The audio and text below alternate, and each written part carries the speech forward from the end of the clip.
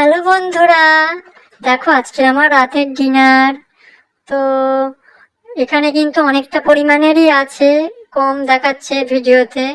আর আমার বর উত্তরপাড়ার গোপালভা রেস্টুরেন্ট থেকে নিয়ে এসেছে।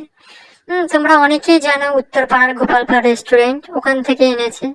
আর chicken biryani and mutton biryani এনেছে আমার জন্য, আর আমার মেয়ের জন্য চিকেন, আর ওর জন্য মাটন। আমি মাটন খুব কম খাই, একদম আমার ভালো লাগে না অতটাও। আর আমার বর চিকেনের কোনো রকম রেসিপি খাবে না। ওর মা ওকে কোনোদিন চিকেনের রেসিপি করে খাওয়ায়নি। ও কি বুঝবে যে চিকেন যারা লাভার হয় না, চিকেন লাভার, তারাই বুঝবে যে চিকেনের আলাদাই স্বাদ, আলাদাই মজা, আলাদা অনুভূতি।